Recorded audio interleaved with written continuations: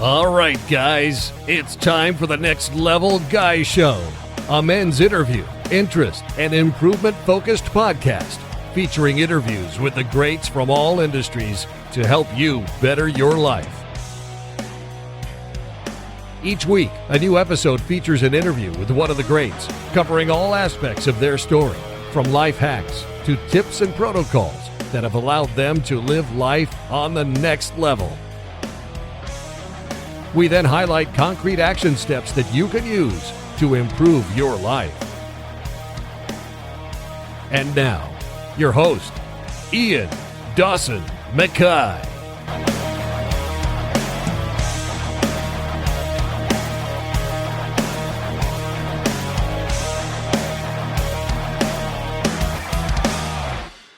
And today's guest is Tori Boggs. Tori is a 31-time Grand World Jump Rope champion, multiple-time US National Speed and Power record holder, captain of Team USA, and current triple unders world record holder. She has over 1 million followers across her social media platforms. She's performed on shows like The Ellen DeGeneres Show, ESPN, Robin Mead's Morning Express, NBA Halftimes, TEDx events, and on TV shows like America's Got Talent, Britain's Got Talent, and Italia's Got Talent, to name but a few. Tori is a performing artist and choreographer with companies such as Flip Fabrique, Cirque du Soleil, and in theatres across the globe. For over 20 years, she has travelled the world competing, teaching, and performing jump rope in over 30 countries. She has a passion for using the rope in unique and creative ways to inspire others to be healthy, active, and vital in every aspect of life, and encouraging a positive outlook and purposeful attitude. But before we get to the interview, please check out www.nextlevelguy.com/affiliates. There you'll find some amazing deals I've made with fabulous companies. You'll find deals like how to level up your skill set with Masterclass, an online platform that has over 150 experts teaching you how to become like them. Find out how on it are utilising their cognitive enhancing alpha brain to help you think more fluid, make better decisions, and how you can find the massage gun that I am raving about. It's helping me get back into physical activity and not limp around the next day like I've shat myself. It helps my aching pains and gets those tight muscles to hell. So for all these amazing deals like these and more, please go to www.nextlevelguy.com/affiliates and level up. And now let's get to the interview. Well, thank you so much for coming on. Now, you're one of my favourite people to follow on Facebook, on Instagram. I still can't figure out how you do it, but for people who maybe don't recognise your name, could you give a quick introduction? Yes, my name is Tori Boggs. I am from the USA, and I am a jump roper. That is literally my job now, which is amazing because I get to do what I love as a job, so I couldn't ask for anything more. Well, I was going to say a sort of sadist with a skipping rope because you're always smiling when I stop after 30 seconds. I can barely go anymore. You know, you do these amazing tricks like back flips and stand on your hands and jumping with fire ropes and things like that. But what was the inspiration to get into this? You know, we always see skipping in the UK as the boxers doing it, or it's part of a kid's game. Apologies. But how do you take it and turn it into jump rope, which is its own complete entity? It's the special activity that you do these, because you go on amazing shows, you compete in these amazing places. What got you into jump rope? Yeah, I first saw jump rope when I was 5 years old, and I saw jump rope as a sport. So it's an entire sport. There's an entire world. We're actually an observational sport with the Olympics. So there's a whole community of this jump rope world, more than just the skipping that you might see in the gym or on playgrounds, which is pretty cool. So I was lucky enough to be growing up where there's a jump rope team that's competitive, and got into competitions that way. And so I grew up competing, went to all the different levels. I still compete, but you know, there's so much creativity in jump rope. There's so much, you know, room for new ideas and innovations, and that's really where it can get. Just the variety is so incredible, whether it's, you know, performance or just creating new skills that keep you fit. There's all types of different avenues that the jump rope can take you. So it's been really fun to be able to explore all of these different things as I've grown with my rope. Because that's what I loved about it. Like I would say, I'm interviewing somebody and they would go, "Oh, that's skipping." And I'm like, "No, no, no, no. You have to see it." And then as soon as they saw it, they were like, "Whoa, this is amazing." And if you watch some of your highlight videos or your like competition video, you go, "Right, that's so class. I've got to get this person on." And what was it that made you go, "Okay, this is just more than a hobby. This is more than a passion. This is something I can make a brand. This is something I can make a career out of." Yeah, I think it just kind of developed this way. Like I've loved jump rope forever. I just, as I was a kid, I was always doing it. I was looking for more ways to jump. I was always competing. After school, before school, weekends, it became jump rope. It's what I absolutely love to do. So as I got older, I went to college. I did the whole university thing, and I was still finding ways to jump rope and incorporate that into my life. So it just kind of continues building, and you find a way to keep doing what you love. And there was never like okay, now I'm going to make this a profession. It was really like I was just exploring different ways to continue studying what I was studying, but be able to do what I love to do in addition to that. And it just really kind of built and developed. And then during the pandemic, this was a really big moment where I was already performing with my rope. But there's a new avenue, social media, where people could connect in kind of a different way than what I had been doing. And that was really exciting because then I found a way to reach more people. Because a lot of people, you're right, you don't know jump rope until you see it. So how can we get more people to see this incredible activity, more people to be inspired to pick up a rope, and it can change their lives in different ways as well. So always growing and developing new avenues. Because that's what I love about it is that you're not just a champion, you're not just somebody who makes YouTube videos, you're an ambassador to the sport. You go and showcase this on talk shows, you go and show it in schools, and you take it like worldwide, and as well as competing. I think was it 32 times world champion now? Yeah, 31, but yeah. Let's try for 32. I mean, you are the sort of global icon for that, like for the sport. And that's what I love about it. It's a sport, but you can make it a hobby, you can make it a fitness endeavor. And like you're saying, until you see it, you don't understand it, but you become an immediate fan when you see it. But did you get any sort of pushback from teachers, family, friends to kind of say, no, don't go down that road, don't go down the YouTube road, come and do a safe job? Because you've nailed it. I mean, you've become like symbolic with jump rope. But was there any pushback at any point? Yes. I mean, there's always going to be that. I think kind of no matter what you do, you'll always kind of find that. I'm not going to lie, I don't hear those people. Maybe I hear them, Good but choice. I don't really listen. I don't really listen to it. So those kind of things don't really bother me too much because I'm just going to find ways to keep doing what I love to do. And as long as, I'm still happy and finding that joy. And a lot of joy comes from introducing that to other people and seeing the joy that they get from the activity. So there are different avenues that kind of keep me going, whether it's the opportunity to create new things in a show or even just make a new video that can bring a smile to somebody's day. There's always something new. And I think that's what's really so compelling is that I'm not doing the same thing over and over again. And I can't possibly imagine doing a desk job all day because I have to be jumping up and down and moving around. So yeah, there was kind of the pushback of like, go for the safety, but I think that's really hard to do when you're doing what you love. Because that was something I loved about it was like in this podcast, I love to introduce people to maybe people they've never seen before or activities before.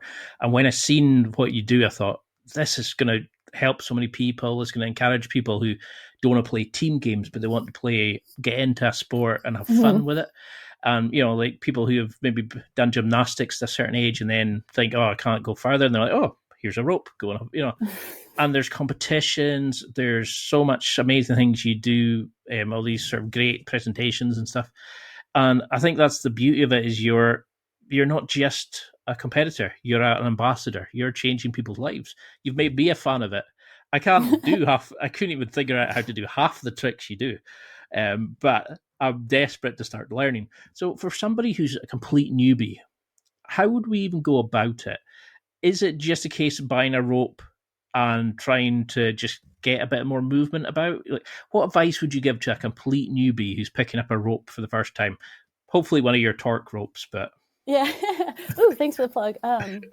Yeah, pretty much just start there. Just get a rope. fortunately, jump rope is a really inexpensive activity. You literally just need this one piece of equipment. So it's quite accessible when you compare it to a number of other things that you could be doing. So really just grab a rope, and I like to just tell people, start to move it around, start to play around with it, and then look for you can always look to my pages for tutorials of proper rope sizing and basic things that you can just start doing from the very beginning and going from there. A lot of times what happens is people will pick up a jump rope and they're trying like a double under or something. Everybody knows what a double under is. Everyone's heard of a double under, a cross even. But there's so many other skills that progressively come before these ones. So people will start with a skill that they're just not ready for. And then they aren't able to do it because, of course, they need to progress through and really learn the proper ways of jump rope. And then they get frustrated and say they can't jump, when it really had nothing to do with their actual ability. They just need to learn proper technique. They need to have the right size jump rope. So grab that rope, go through my tutorials of how to properly adjust the size of your jump rope, what the basic technique points are for just starting on a basic jump and swinging the rope around, and then have fun with it.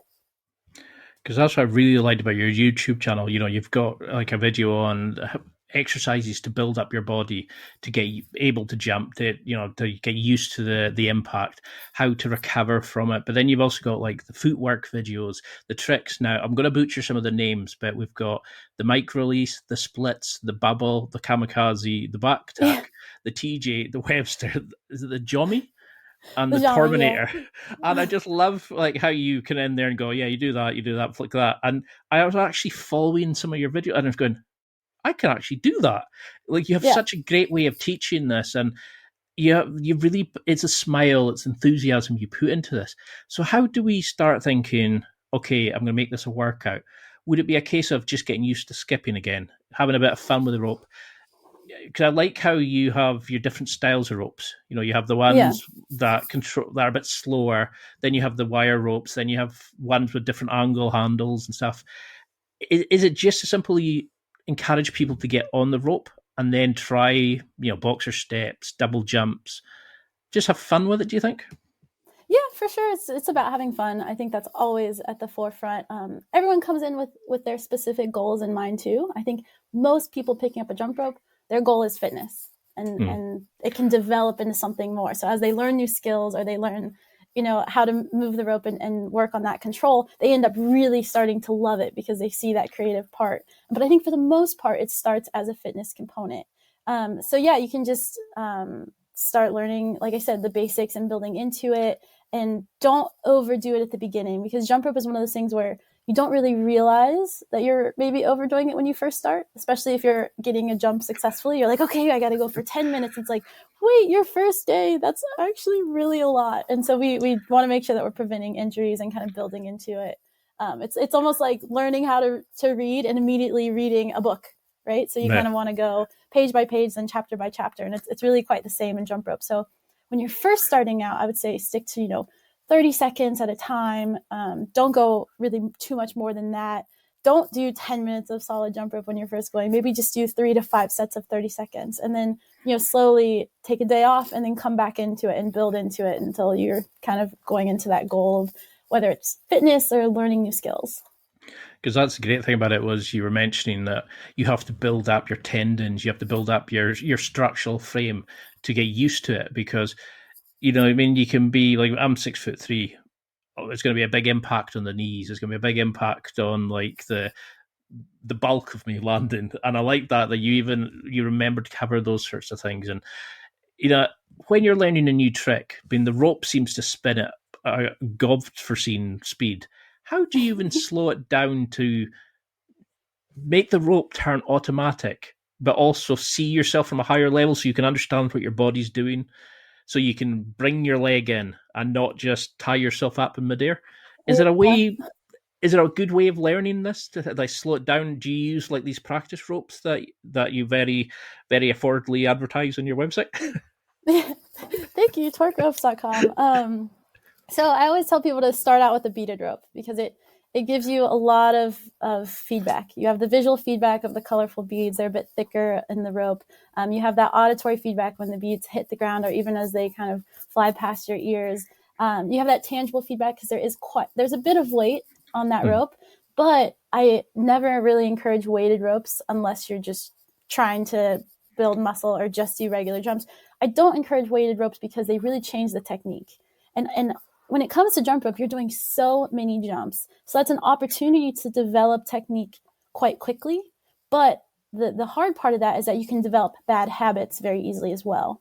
So from the front end, that's why I really encourage people to go the tutorials first. Just get that basic jump rope technique. Go into those arm swings where you're not even jumping over the rope yet. You're just working on swinging your arm. I know it sounds so basic, but there's really important technique points that you can just hit from the beginning so that all those hundreds of jumps that are going to follow are going to be on point instead of developing those bad habits. And that's where that, control and efficiency comes in, especially like you're saying, like the impact, especially if someone may be taller, is going to be more than someone shorter. But it's really about the technique. So if you're jumping super high and you have poor landing form, that jump is a lot detrimental versus if you have the proper form, you're landing light and low, your body is only benefiting from this activity versus becoming injured. So really work on those technique points from the very beginning to get off to a really nice start into whatever avenue you decide to do when you have that rope in your hand.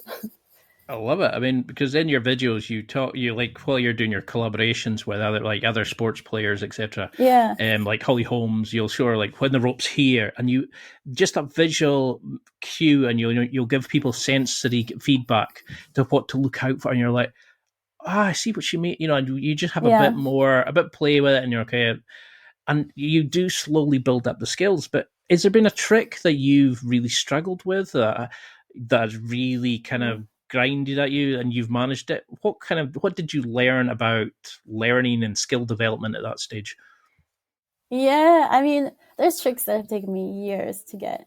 And a lot of that is just jump rope is so progressive. So I probably wasn't ready to learn this skill. I had other things that I needed to learn or to build before doing that. And of course, also jump rope has such a variety of movements. So you don't have to have a ton of upper body strength to be able to jump. But then we have moves that do require that. So it's not every move, but there are specialized moves. And so I think a lot of those specialty moves, whenever you try to create or make something new, those can really take a long time, especially if they haven't been done before, because you have to figure out, okay, what do I need to do? What do I need to strengthen or practice or build into to be able to do this skill? So I've definitely had skills that have taken me many, many years or even to kind of come up with took me a lot of years. So there's like the Terminator, I do a backward roll and I push into a handstand. So I'm upside down. As you do.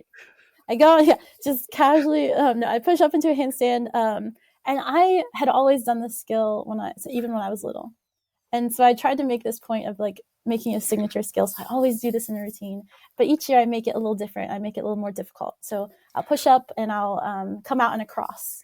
So my arms are like this. I'll push out and then I'll go back onto my hand. So trying to make it different. And so it kind of developed into this thing where I was like, okay, I started pushing up and going onto one arm. I was like, how can I create a different skill here?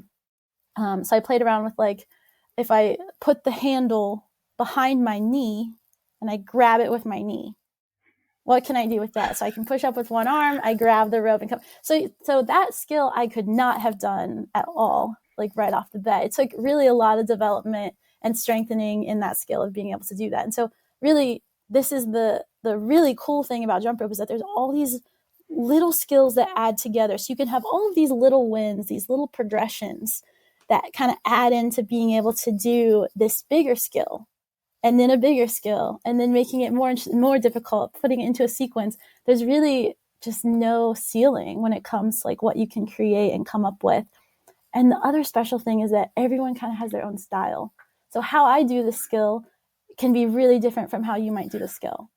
And this is really, really cool thing. Or how you combine skills might be different from how the next person will put skills back to back. So everyone kind of has their own style, their own like kind of language or way of speaking jump rope rather. I love it. I love the passion as well. I've interviewed Viola Brand, who is Viola loves cycling, and she does artistic cycling, and it's like that. It's you can put your own skill, your own kind of flavor, your own personal touch to it. The tricks are your own style.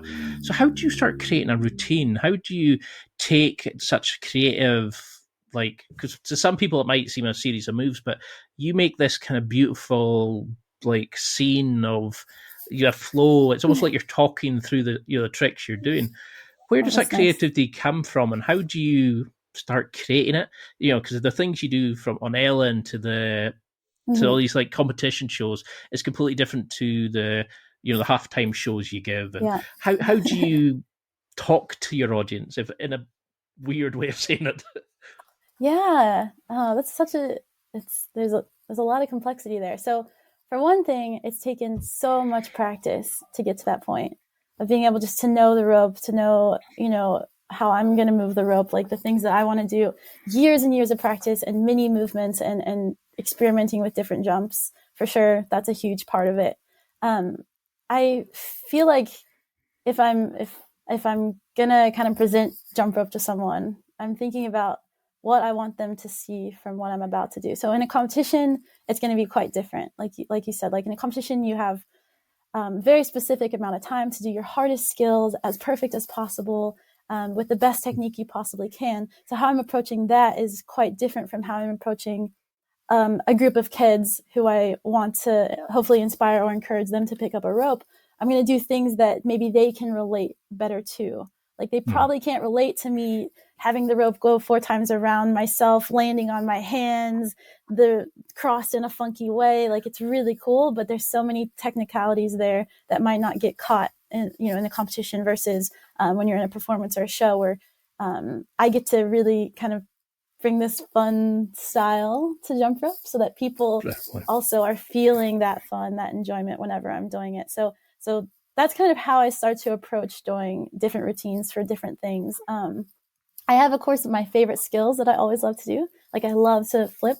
So I love back flips. I love front flips. I love, this type of power movement and acrobatics. So I always want to try to get those in there if I can. And then I think people can see them because jump rope moves so quickly. So a skill isn't even a second long. You can do like 4 skills in 1 second. And so it's quite difficult to catch, but I like doing the acrobatics because I think people can really see what's going on with the rope and with my body.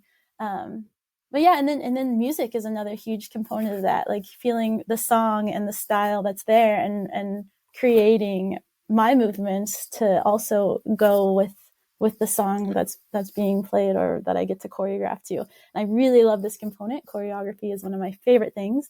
So being able to decide the direction of where this is going to go is also a huge part of that creation. Because I love that answer. I mean, I love the fun that you have while you're doing it, and you can see these kind of like it's all well thought out, and it's like that your TikToks where you backflip and you're doing all these like little speed bursts, and then it's like different tricks, and people are commenting, and then you're making videos of that, so you're having fun as well. So you're having this enjoyment from it. Where does when you're doing it? It does seem insane the way you can control your breath and smile through it all. I breathe out my arse when I'm doing my jiu-jitsu warm-ups.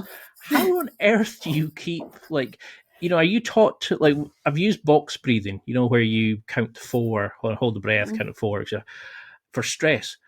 How do you learn to breathe initially to get to the point you can actually skip for this long? Never mind throw tricks and backflips and all that. Well, I really go back to that practice component. Right? I've done it for a long time. And there are times when maybe I've had to take a break from an injury and I come back and I am out of breath. And there's some videos where I'm really working really hard on the sequence because, it's not quite efficient when I do it at the beginning. It's a new sequence. My body's still getting used to the order of the movements or what I'm trying to do. So I also go through this phase where it's not easy. It's not difficult. And my goal is hopefully to make a video where you can't see all of that process. But then I love to post, I have a few fail videos on my page, and hopefully that gives the viewers a little bit of insight into my journey to get the video, because believe me, I go through loads of failures, and I actually really enjoy this part of the process because I learn so much. And each video, I feel like every single video I've made on my page, I have a story for this, or I know the journey that I went through to make this really small creation, but something that is really special to me. Because when you're doing things like, jumping over in a fire rope and, or you're doing all these sort of insane challenges and stuff like that, you're learning how to also be a showman as well. You're learning how to portray a character up on the stage. Do you think these kind of things work, on these shows like Ellen and all that? Has that made you a better jump roper because it's given you more of a sense of style as much as learning just tricks? You can now, I don't want to say showwomanship, sorry, a bit more. Yeah. So showmanship, showwomanship. Love it. Yes, for sure. That's a really great observation. I did grow up competing, and that, once again, that's a very different world. We're not really, we want to make skills look presentable and technically correct, but that's a very different type of jump rope.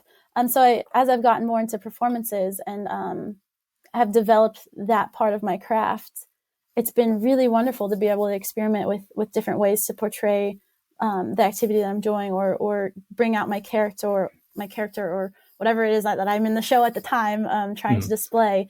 And this is really, really fun for me because it's not just jump rope at that point. It's bringing in this whole other component of things, and then doing it with what I love to do. So definitely there is a whole other side to that presentation aspect and being able to really present what I'm doing. And it's really fun. Like, I really love this part. So while you're creating and you're doing these amazing things, what else do you do to become the athlete that you are, to become the awesome ambassador that you are? Because you seem to utilize sort of dance through your jumping as well. You've got a video about your exercises that you do with and without the rope to build and warm up. What else goes into, do you have a range of skills for hand-eye coordination? Do you do gymnastics, skipping, dancing? Okay. What else makes you? Yeah, predominantly I jump rope. I spend a lot of time with the rope because that's really where my joy is coming from. I did grow up developing, gymnastics and acrobatic skills. I didn't grow up dancing, but I really have found that I love to dance and have gotten to do this in a lot of shows. And so being able to bring that component in, now that I feel like I can kind of call myself more of a dancer, has been really fun. So looking for inspiration from dance is a huge part of it now as well. And that's also a new component to jump rope, because you wouldn't really see this in competition. We don't really score skills like that. So it's kind of created a new avenue of using the rope or these dance skills. So that's definitely another thing that you can do with the rope. That's an activity that I like to do. Music is also a really big one. So like I grew up playing the piano. I learned the banjo as well, tiny bit of violin. I really love music and feeling that music and trying to bring that through with my jump rope as well, because to me, the jump rope is like an instrument. So it's kind of going along with the songs and that type of thing. So those are all really places I find inspiration and pull from to create. I love it. You're using it as you're a multifaceted star. You're using the jump rope as a sort of tool to express yourself. I love that kind of approach. Yeah. Do you think you would have always gone down this road? Would you have competed as much? Because you got into it originally and your mom was interested, and she not a judge, and she had taken you to competitions, and she always, the camera pans to her and some of your challenges, and you can just see how proud of you she is. Would you think you were always going to go down this road, or did your mom being sort of involved help you, do you think? My mom is awesome and is super supportive, and she certainly looks it. Yes, my whole family is. But she was always there to help me with kind of whatever I was needing, as long as she saw me put in the work, which is a really great way to approach things. So she saw how much I love jump rope, and so she started getting involved as far as learning how to coach and judge, and she kind of developed into the sport in that way. And then she also fell in love with the sport, so she became a coach of. I was graduated, and she is continuing to be a coach to help the next generation. And I think this is really, really wonderful that she has all of these skills that she even learned as far as coaching and sharing the sport, and she can do that. And now she's also the co-secretary general of our international federation. Awesome. So she works to help. Yeah, she's awesome. She works to help other countries grow. And this is so cool, because that means that my mom and I have really grown up in the sport of jump rope together. She's using her strength and I'm getting to use mine as well. So I think it's always been something that we've shared. Like we got to travel the world together, and this was really special. So the rope has kind of always connected us in that way. Yeah. And so my mom is also part of the jump rope life. I love that. I mean, it's when I've seen like how involved she had become, I was like, that shows something like it's a passion that you can share. And I love how when you look at your comments on YouTube, people are saying, I started skipping, I started jump roping because of you. I started competing. I've given it a shot because of you. And to see you inspiring the next generation and inspiring the current ones and your mom's getting involved, it's fantastic the level that you're going to. But how do you have a preference to doing the shows that you're doing compared to competing? Will competing always be your first love? That's a hard question. I mean, I've always had that competitive spirit, and I love that challenge for myself, really. But I think it's a different type of love that's come with the performing part. Like I also find that challenge for myself to create something new or something different, or I have an idea that I really want to fulfill. So finding how to make that happen. And that relates a lot to the competitive side actually. Like I really wanted to beat my personal record. I really wanted to get these skills to have in competition this year. So I actually feel that through the performance side as well, and making these new creations. But I think the most important thing, and this really comes with sharing the sport, is when you see, a child pick up a jump rope for the first time and they get a skill and they're so happy. I think this is like really kind of what keeps you going. And so I feel this on stage when I'm performing, and I am trying to express that joy and bring that to the audience. And when I can see that, that's really a moment that I strive for with each jump that I'm taking. So these are really important moments, because when I'm really tired, maybe we're at the last show of the week, it's during the holidays, so we're performing so much. I'm always thinking about, okay, there's somebody in the audience who has never seen this, or, I have this responsibility to bring a really positive light to jump rope, or give them a positive experience with that. And so that really kind of keeps me going, even when things are feeling extra hard or extra challenging. So I think there's just this mix of that kind of competitive spirit that's always in me, and being able to bring that into the performance side. And I really find kind of the best of both worlds in that. It's really hard not to smile along with you, because just you're so passionate about it, and it's like, once you see you in a competition, you're like, or like one of your presentations, you're like, this is amazing, and I want to give this a shot. And you can see the wee kids picking up the ropes, desperate to give it a go as well. And it must be so like fulfilling to see the impact you have on other people. Oh, yeah. But we noticed the competitiveness, when I think it was at the triple under challenge, and you had chased that record and you didn't get it, so you went back hard for it, got the record, but then you weren't really happy with what you did, so you went back and smashed it again. Is that do you think that side of you is always going to be there? Is that the side of you that makes you so accomplished at the sport? Yeah, I mean, yeah, for sure. There's always that component of pushing myself. But I think that's also like important to understand what my reason is, or what my goal is.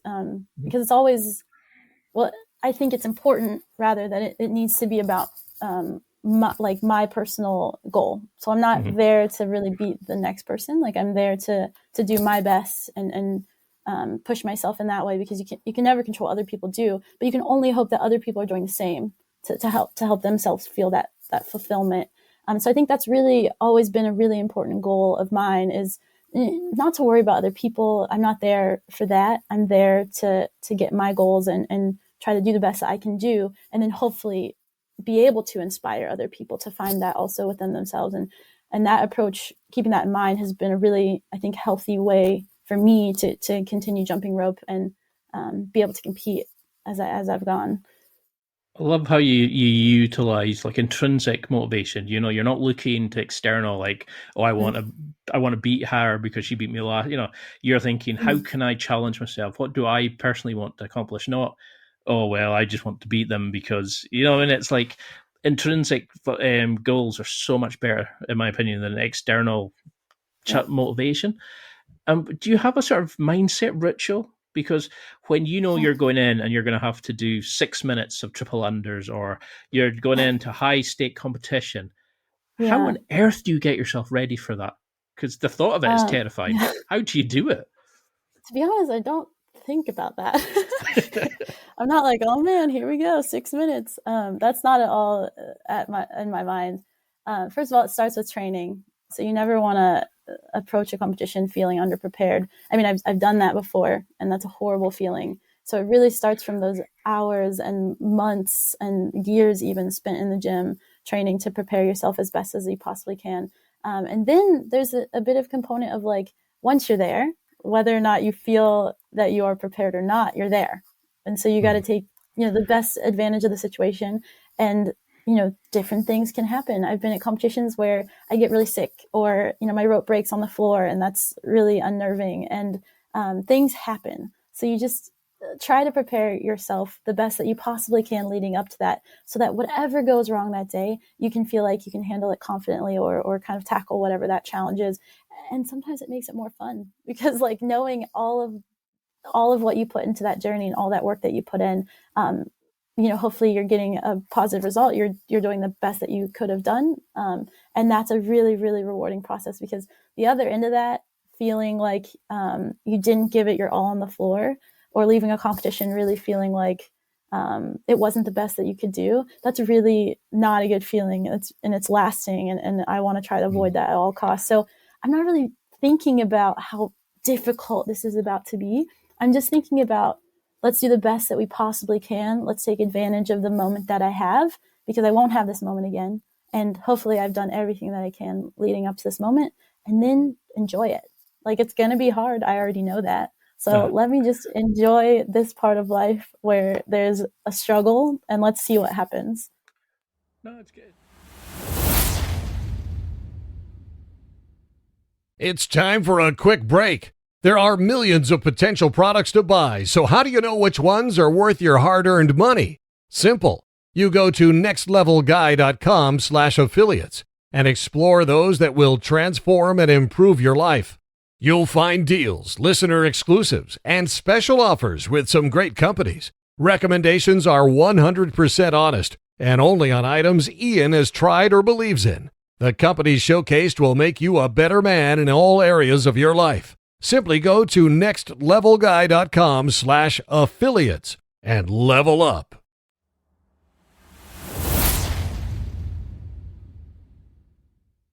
No, it's good. It's a great way. I mean, a lot of top performers, I find, they feel the fear. A lot of them name it, and say, not today, Thomas, or whatever. Because by naming the emotion, it doesn't really have the power over you. So then they just go, well, it's here anyway. I'm going to go do it anyway. And like you're saying, it's the intrinsic. I want to go and achieve what I want. I want to give my all. I'm not worrying about what they do. I can't control what they're doing. So I'm going to do it. So how are these competitions like scheduled? Because you seem to, there's a video of you doing, is it triple unders, and you can't even see the rope. You're moving it that fast. Then there's ones where you're doing tricks and things like that. How are competitions set up? How are they graded? Are these sort of worldwide? Yeah, that's a really good question. So since social media has really exploded the last couple of years, like obviously there haven't been a lot of in-person jump rope competitions. So there's not a lot of that I've been able to really show on my social media, which I'm hoping to be able to do over the next year or two, is show more of that component of things so that people can see it. But yeah, we have multiple events within a single competition. And that's how people can win multiple world titles, right? It's like track or swimming, where you can compete in the 400, the 800, the 16. It's the same in jump rope. So we have, 30 seconds of speed. So it's as fast as you can. We have 3 minutes. We have the triple unders. Sometimes we have the double unders. We have those solo events, but we also have 2-person, 3-person, 4-person events. Double Dutch is another huge component of what we do. So that's the 2 people turning 2 ropes and then someone in the middle. So we do speed jumping with this. We have freestyle events where it's like all the crazy skills that you can do. And then we also have that, solo, duo, 4 people, double Dutch. So there's all types of different events. We always say that there's something for everyone in jump rope, whether you want to actually jump, whether you want to turn, whether you want to do solo, whether you want to do team. There's really always a way that anyone for any reason can get involved or wants to get involved. But But yeah, so we have our international federation, International Jump Rope Union. IJRU.sport is the website, and there's loads of information there about national governing bodies. And, if you're interested in getting into competitive jump rope, look for that national federation within your own country. And, there's local clubs that fall under that. I know, like, I grew up in West Virginia, so I grew up on a jump rope team there. We started a jump rope team at Ohio State, my university. So there's all kinds of jump rope programs. And if you don't have one in your area, I mean, there's a really good opportunity to start one, or just, start following the tutorials like I was saying earlier, to kind of get started and see if it's something that you want to pursue. No, it's awesome. And I love how there's a wide variety of it, and there's a lot of different skills and avenues to compete to it. Do you have a preference, and do you prefer individual to, multi-team sports?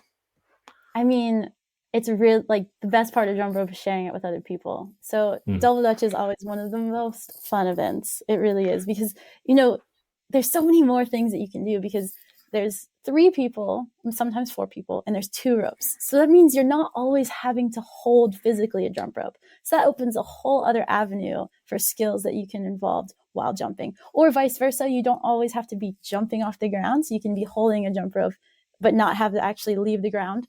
And so that's a whole other variety of skills. And then when you have 3 people and these 2 ropes, there's just so much explosion for creativity. And it's just really fun to be able to share that with your teammates. And of course, in the competition setting, when you've spent hours and years in the gym together, being able to share those moments on the floor are extra special, because these are really like your closest friends that everything about one another. And you've got to trust each other if you're whipping up the blasting each other. Exactly. Lots of trust. Because when you see it, you're kind of watching it going, how on earth do they plan? It just seems like limbs flying, body, but you can see the control in it as well. Yeah. And I love in one of your videos, you talk about like experiencing the small wins, focusing on the small gains of improving yourself as you go. How would you advise somebody to use that method as they're learning, like a complete newbie, somebody that's jumped rope for the first time? How can we utilize the small wins philosophy for success? The small win philosophy. Well, I think we experience that in all aspects of our life. We went through school. You didn't start from kindergarten and go to 12th grade, right? You had to go through all of these. Yeah, that would be really impressive. But the same thing happens in jump rope. Like, you have to graduate onto the next skill. So it's really progressive. So yeah, I think it's about not, biting off more than you can chew. And that's where I was saying, when you first pick up a jump rope, the first thing you should not be doing is a double under. And a lot of people, especially in like CrossFit, they pick up a rope and they're like, we gotta do double unders today. It's like, wait a second. There's all of these other things that you can learn, so that when you approach the double under, you're going to be successful and it's going to go really well. And, that's just part of jump rope. So I think, like focusing on those small technique points, really going through tutorials. I have loads of those for beginners to follow along. That's always like the best way to start. I mean, it's certainly a lot of like trial and error. I noticed, like, when I started skipping, or jumping, it was that kind of, you catch your feet, you're a bit sore. How do you build your kind of, not just so much your mind, but how do you build your body to recover from this? Because, I mean, do you, like you're saying earlier, is it short, sharp bursts of it? Do you strengthen your legs? Do you strengthen your hips, your knees for the impact? Like, to get used to jumping up and down so much? What else do you do? Like, do you use weights, etc.? Well, I'm going to back up 1 second. You made a really good point about like kind of these little failures, and I see failures as actually really positive things. So whenever I say that, I actually look at it really positive.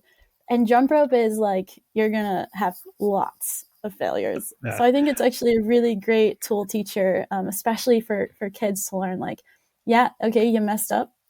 Do it again. Like, that's it. You have no choice. Like, you didn't go well. Let's do it again. Like, that's how you're going to learn.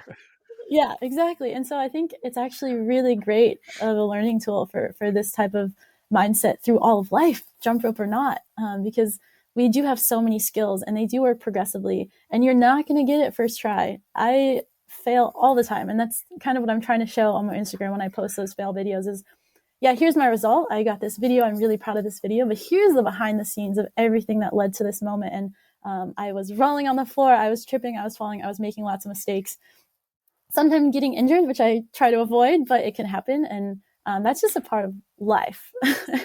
So what do I do from that is I analyze, well, where was my weakness and how can I improve that? And I think that's where kind of the strengthening component comes into, like, especially from the competition side, I'm working a lot on getting stronger. So that's a lot, of cross training. So I'm doing a lot of kind of similar to what CrossFitters do at a different type of level, obviously, but really focused on like what I'm needing to get from that extra power, that extra strength when it comes to the fast twitch, but also the explosiveness through my legs. And I'm not so focused on, any type of push pull within my upper body. It's more about stabilization and core stability. So that's where a lot of my focus within exercising is going to be. And then there's always that balance between, staying springy with jump rope, because you want to have that springiness within your muscles, but also a bit of flexibility, because I want to be able to do some skills that require flexibility, whether that's back handsprings or back bends or splits, these types of skills. So it's always kind of finding that balance when it comes to training, of not overdoing the muscle so it's too tight, and keeping that flexibility in it as well to reduce injury. I love it, like how you just make it sound so easy, but it's enthusiasm. Yeah. Do you think? Do you think it helped that you started when you were younger? Because as a kid, you don't realize it's fun. You don't realize how off-putting, like maybe learning to backflip or skipping might be as an adult. You had that fun. It was fun rather than scary. Yeah, I think that's true. I mean, that's not to say that there weren't skills that scared me. Like when I first started doing a backflip, I was very scared. It took a lot of fight to get through that, and that was actually a big part of my jump rope journey, was like getting over that fear. And that's a very normal thing. And there were other skills that also have been very scary and still are, especially as you get into the more advanced jump rope skills. They become riskier. You're doing harder things. There are more ways that you can mess up and get seriously injured. So I would say that fear never ends, as far as challenging yourself to do something more difficult. I mean, as far as when I was starting it as a little kid, I just feel super lucky that I found it that early in life. I think even if I were older and I had found it, I would have still fallen in love with it just like I did. And I always try to go back to that feeling of when I first saw jump rope when I was a little girl. And that's a huge part of what keeps me going today.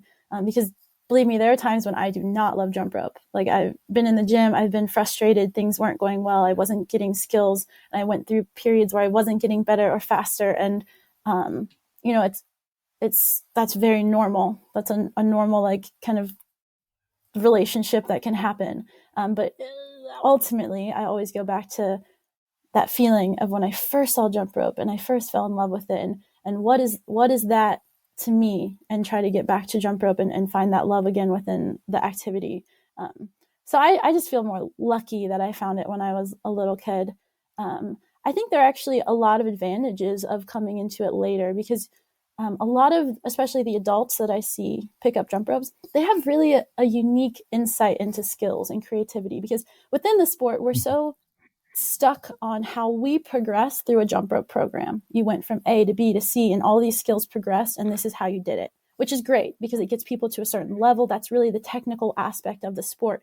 But when someone's older and maybe they were in dance or they were in other sports, they're bringing all of that experience of their movements into this new activity. And so it's kind of a fresh take on jump rope. So I really love to see adults or older kids pick up ropes and see what they do with it, how they choose to move the rope, because it will be unique. It will be their style. And I always think it's really fun to see how they bring that into using the rope.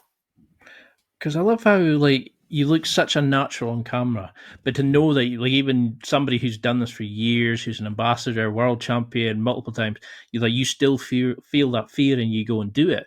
And, you've done videos with, like, rugby players, like Holly Holmes. Yeah, you've done all these amazing videos, and you look such a natural. You look so confident. You're doing their workout. You're introducing them. You look like you're a natural on camera. And to know that you still feel that fear is it's probably going to be reassuring to a lot of people who are kind of taking up the sport and get into, that learning curve where they think, I'm just no good at this. I can't go any further. To know a superstar in the sport still gets like that, it's probably so reassuring to them. I mean, you were doing, I can't remember the actual competition, but you were learning to jump rope while it's on fire, and you gave yourself, was it 3rd-degree burns? Yeah, Now, that would have put a lot of people off.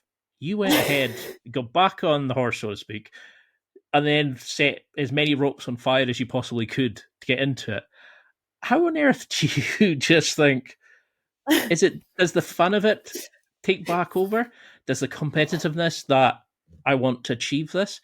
How did you reset and recalibrate yourself after something that could potentially put a lot of people off if it happened to them? Yeah, that's that's tough to answer because I wasn't hung up on that. Like that wasn't where my thought was. The thought was, well, first of all, I made a mistake, so I need to do better to not mess You up. whip like yourself with fire, and it's aqua. That's my mistake. Don't do that again. So I need to be better. I need to practice more, or just have been focused on a different area better. So I more of just sat and reevaluated what do I need to change. I was never really stuck on, I'm not going to do that again.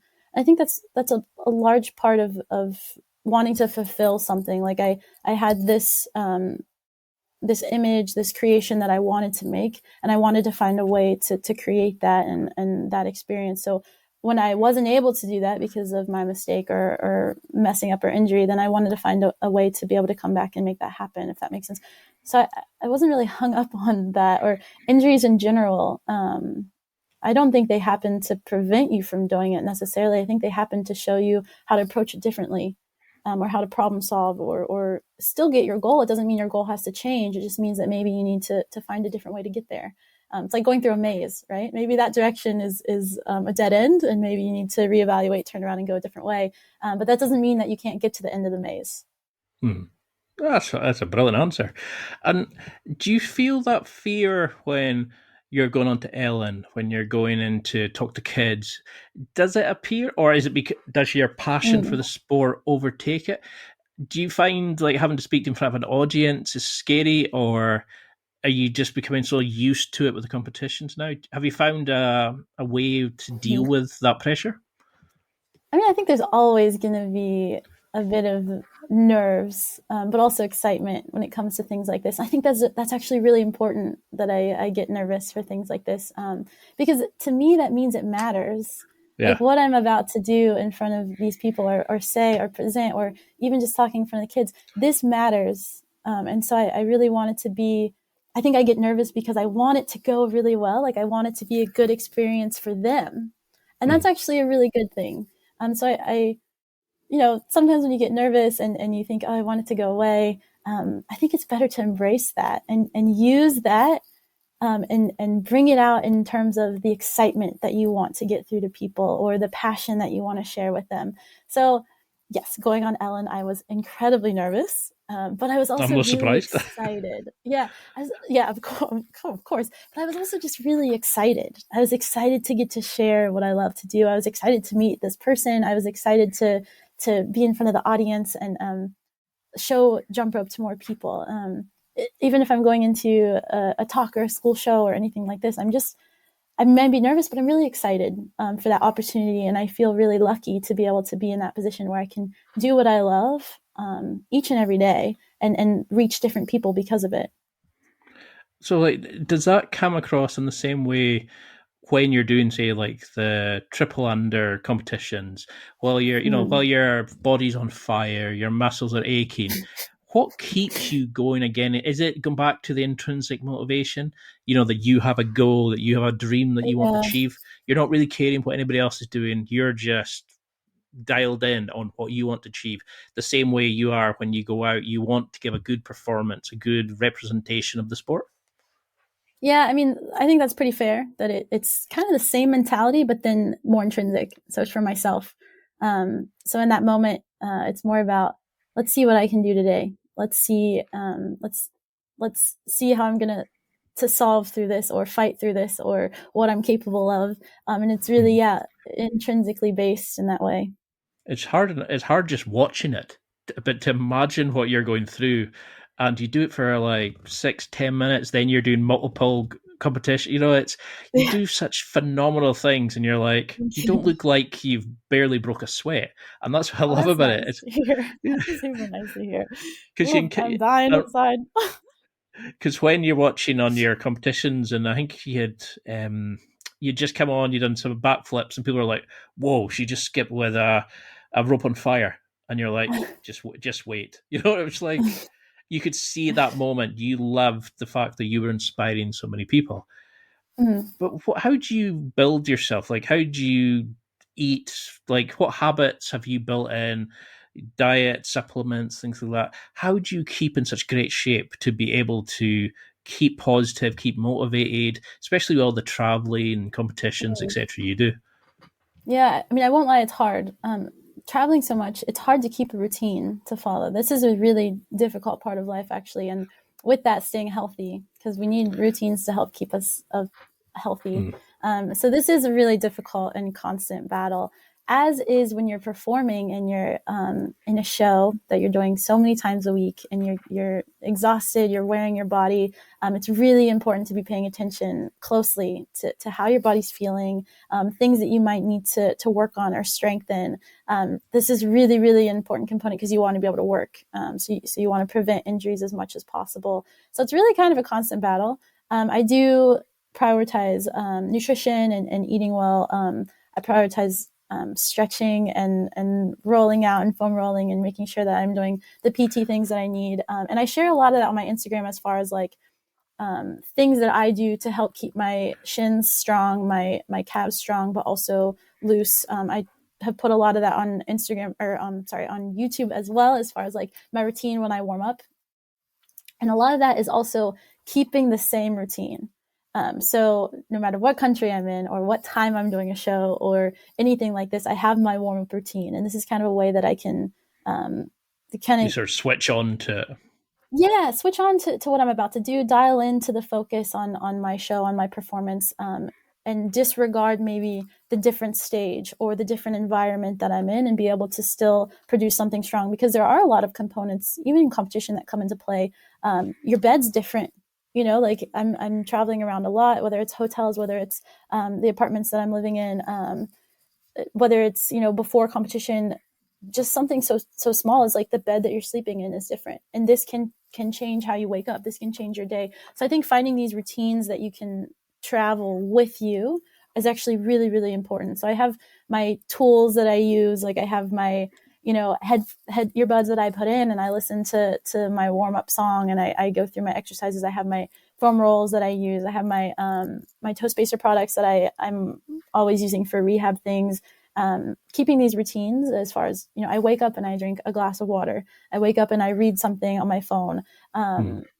Just these little things that I can do no matter where I am has actually become really important as far as staying kind of grounded as far like in location, if that makes sense. No, it's I love how sort of analytical you are, because it's like creating a home away from a home. It's like you have this set up so that no matter where you are, you can be centered, you can find who you are and just go in and do your best. Because I was thinking it must be a nightmare changing time zones and traveling and then you're off to competition when you were doing Circle Soleil even. I can't pronounce today. You were doing all these amazing things, and it's like, how do you just stay centered as a person? How do you get used to it? Because how do you, it's bad enough explaining to somebody why you've got whip marks on your shins and things like that. Yes, actually, yes. So, I mean, it's like, does it toughen up at all? I mean, recently this summer, I was in a show and it was, I was doing a lot of new things in the show. So it wasn't just jump rope. I was a whole character. I was moving constantly. It was really high energy and really nonstop. And the stage had a lot of different levels. And I was doing this thing in the show. I didn't even notice it, but I bruised my legs really, really bad. And I was doing it every day. So the bruises weren't going away. And, I made a video because I was trying to avoid videos because the bruises were so bad, but it was summer and like I had the shorts on. And of course, in this video, like you can see the bruises. I got so many comments. I was like, don't worry. It's just like part of it and part of the journey. And that's just something that kind of happened. And it's just what sometimes happens. And It's hard to explain into it.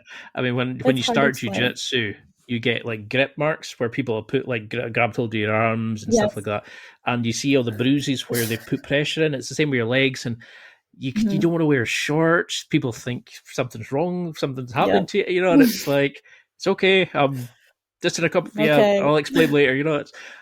It's do you find that the best part of it, that kind of that fun, that community of it? Like, are you do you still do Cirque du Soleil and all these sort of things? Yeah, I mean, I feel really lucky that I have this amazing community that cares this much about me. That's, first of all, really nice. So it's really sweet that people check in on me and give me or even whenever I'm working, like this summer, this year, I've been working so much more because things have opened, which is great. I get to perform, do what I love, but I've had to cut down on some of the videos that I was doing, and I get messages from people that are missing this, and this is I never expected that. And so I feel really lucky that there are people that do miss my videos and want to see more of that. So I do feel a kind of a sense of, I feel this need to sometimes create more to help them keep going as well. Or the people that have messaged me that said they are now picking up and jumping rope, and they've been doing this now for a year or two because of just seeing my page. This is so cool that I have the opportunity to hopefully help people in really positive ways. So I think these are the things that really keep you going when you're tired, or I get those rope whip marks and nothing's going right with the jump rope, but there's other people that are feeling things are going right with the jump rope. And this is really, really cool part of the community. I love all of them. Thank you guys for supporting me and letting me do what I love so you guys can feel it too. Because your videos are very Moorish. You watch one and you think, I'll watch another. Before you know it, you've watched half your catalogue. And, I can see why. And you draw people in with your fun, with how motivational and inspiring you are, and how you even can teach people such mind-blowing tricks and stuff. And I think also bringing in, like, again, Holy Holmes and all these sort of people, you're sort of showing other people how they can incorporate it into their sport, how they can build it into part of their thing. Do you think cross-training, like you were talking about earlier, is a great thing, that all athletes should be doing jump rope in some sort of method? Oh, yeah, that's really great. I mean, I grew up, I always jump rope, but I also played soccer, football. I ran track, I ran cross country. I did a lot of other sports. And this jump rope always helped.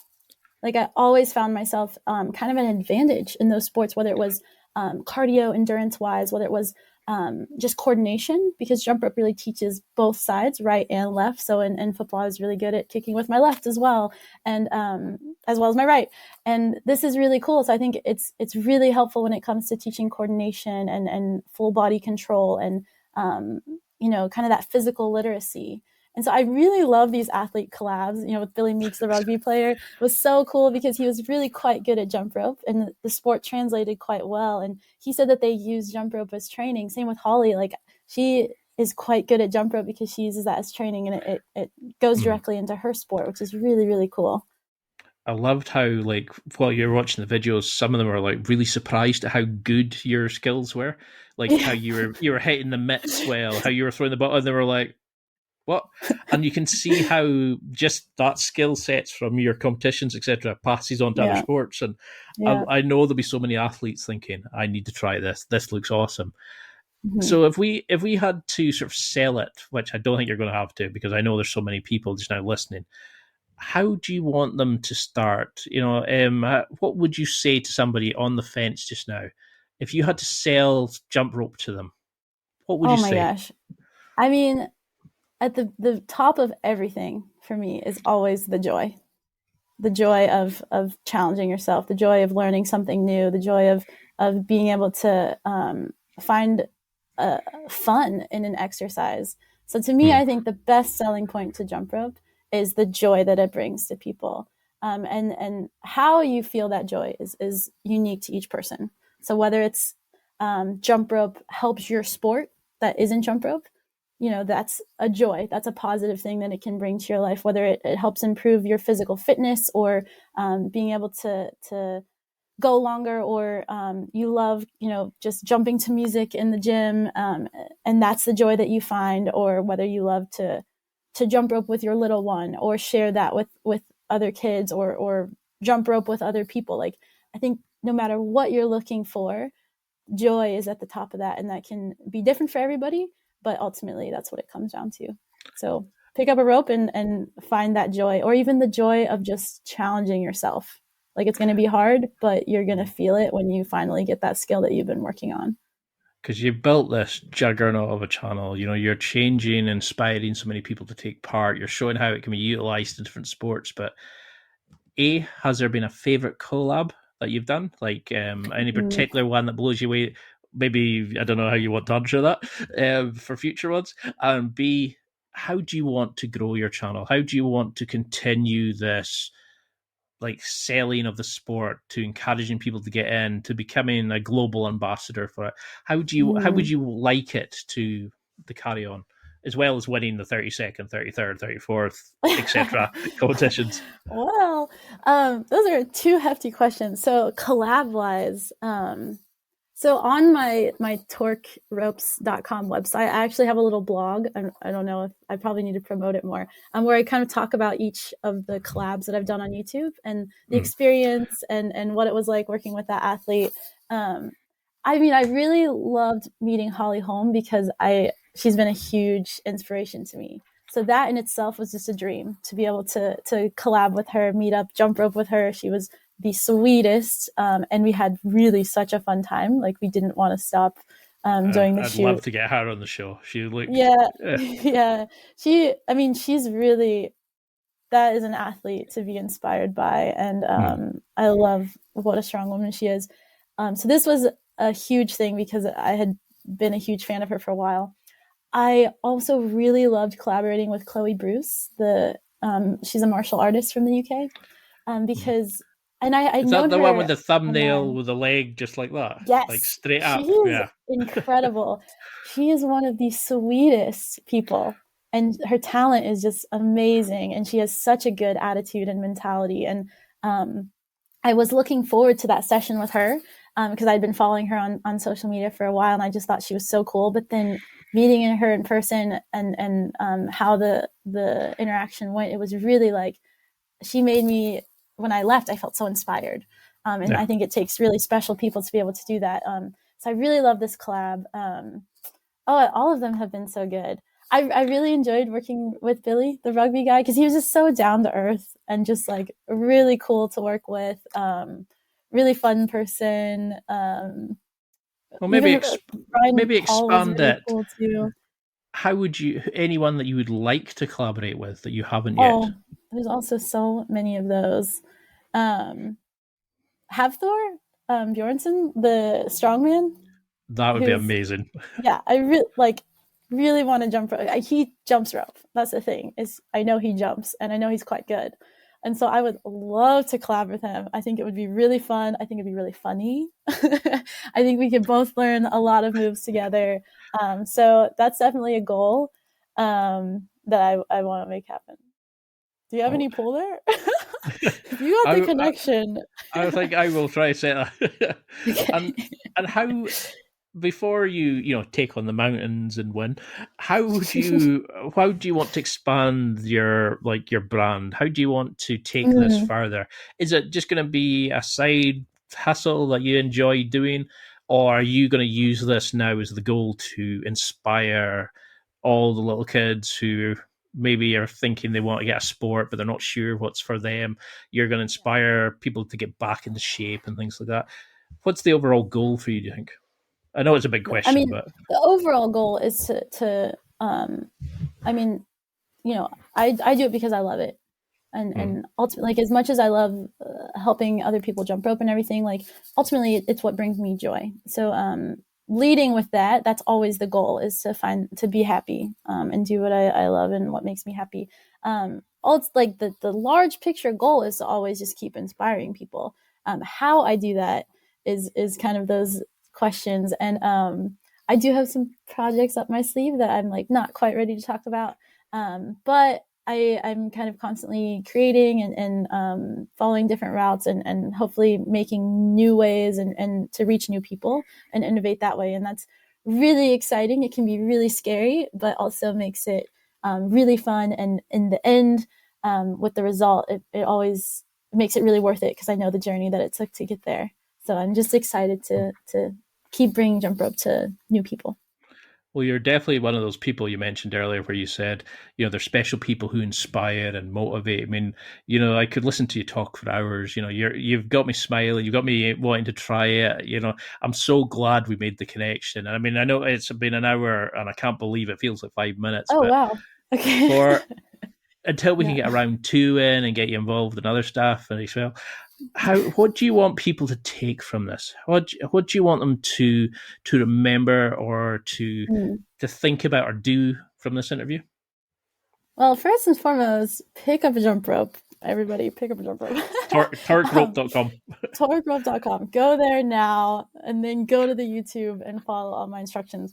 I mean, okay, maybe jump rope isn't your thing. So I hope that you can find ways that you find that enjoyment or joy in whatever it is that you do or whatever is going to inspire you. And if you haven't found that, I would encourage you to keep looking or don't give up on that because it's out there. And I found it in jump rope.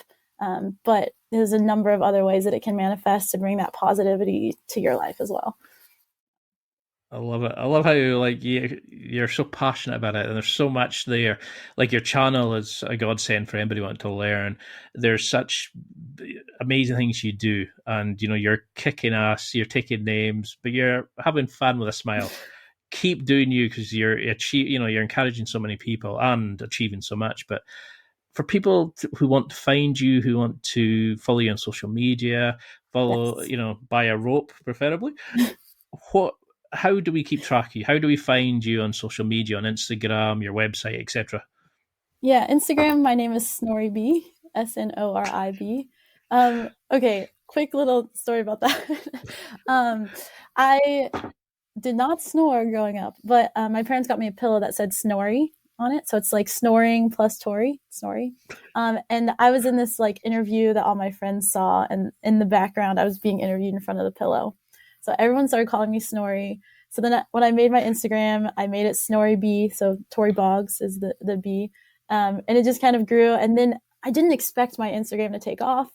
And as it did, I was like, well, it's a little late to change my name on here. So I kept Snorri because it's just nostalgic and it's really fun. And it's there's nothing wrong with snoring. Yeah, there's nothing wrong with snoring. That's not a thing. My ex would have murdered me, but we'll go into that. Snores are fine too. But yeah, that's where that came from. SnoriB. Then TikTok, I'm Tori Boggs. Facebook, Tori Boggs. ToriBoggs.com. You can find me there. Jump ropes, torqueropes.com. I mean, there's a whole other branding story behind that, but you'll get to that from my Instagram as well. And then I'm really excited for my YouTube channel because I'm posting a lot of longer videos there where I go through explanations and workouts and skill tutorials. So you'll find me there under Tori Boggs as well.